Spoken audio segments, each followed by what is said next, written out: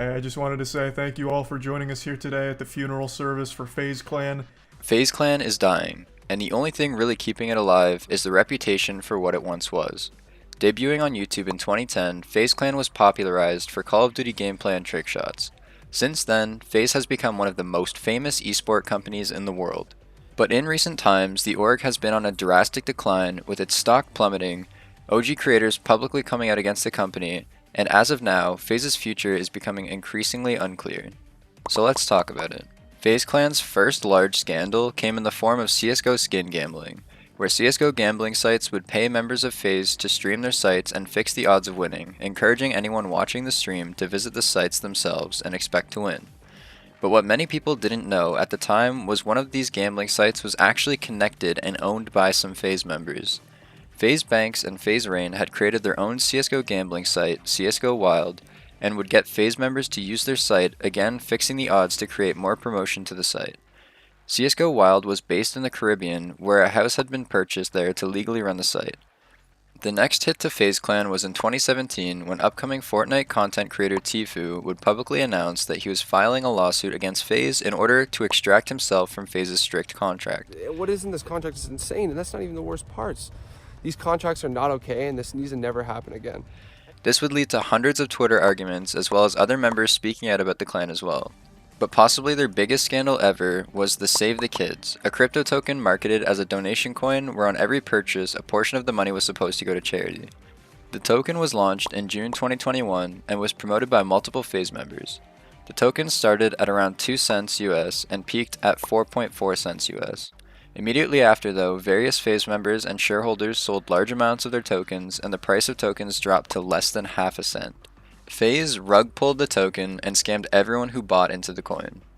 Owners of the org wouldn't take long to deal with this scandal however and kicked everyone who was involved in the scam out of FaZe Clan, even kicking members out that were victims of the scam themselves. A core member, Tico, was one of these members who had no idea the project was a scam and who also didn't cash out but was kicked regardless.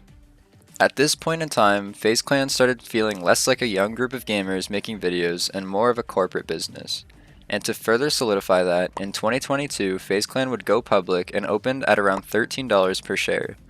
A year later, investors started losing interest, initial shareholders wanted out, and the stock price plummeted to under $1 in January 2023, where it still remains today.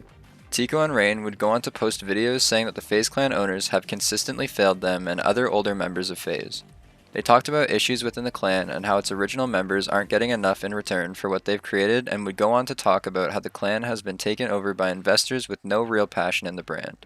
How are you going to be the biggest organization in the world? Leaders in this scene, pushing this scene forward, and you can't even take care of your members that's been in for 12 years. Do you want to hear something even crazier? The only contract I've ever had with FaZe, guess what contract that is?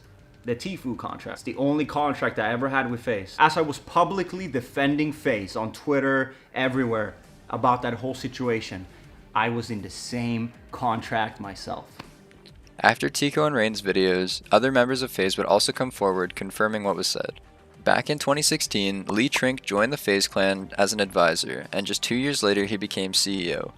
Lee used to be the president of Capitol Records and just doesn't seem to have the same interests as the fans or older FaZe Clan members. With the FaZe Clan and Lee's management, FaZe Clan started looking less and less like a group of guys playing video games and continued to get more corporate. Celebrity partnerships were highly focused on, with celebrities like Lil Yachty, Offset, and Snoop Dogg being signed to the team. And in most cases, these celebrities would be given more money in shares than most OG members of FaZe, with Snoop Dogg being given almost $2 million in shares as well as a place on the board of directors once the company went public. And just recently, FaZe Clan recruited a new member, Grace Van Dien, or Bluefy. The FaZe OGs and a portion of the community, however, didn't like this decision as they think she is the exact opposite of what FaZe Clan should be. One member in particular, Rain. Rain was not too happy to hear that Grace was joining, as he knew FaZe had already been bleeding money for months, and then even went on to leak FaZe's actual numbers, showing how bad FaZe is actually doing right now.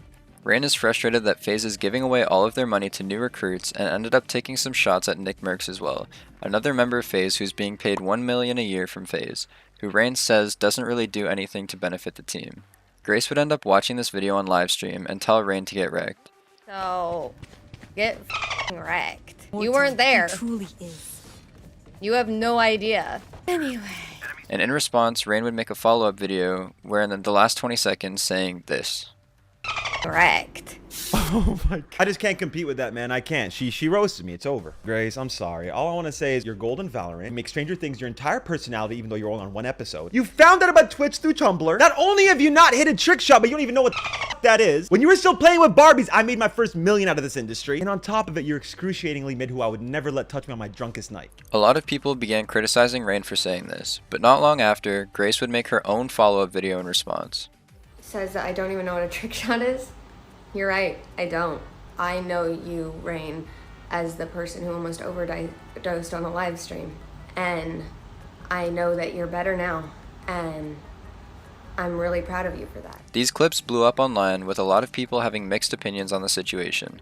And a couple days ago, it seemed Rain and Grace wanted to make up and forgive each other. They planned to meet up and talk about it, and it seemed like they both wanted to try and forgive each other, but by the end of the video, Grace stormed out in tears. I don't want you to get emotional. I don't like you. Okay, that's fine. I'm just being very logical. I understand how you feel, but you brought things up against me. How do you expect me to react? I think you're a terrible person. Really? Yeah. Oh, she's pulling the acting shit out now. Because I said that Pulling the acting shit out now? How am I a terrible person for what? Pulling the acting How shit am I a out terrible now. person? Explain.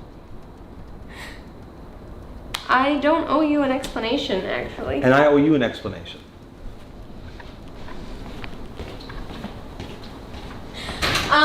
Macho, tell Vera that I'm not doing this video, and if they release anything, that I'm leaving peacefully.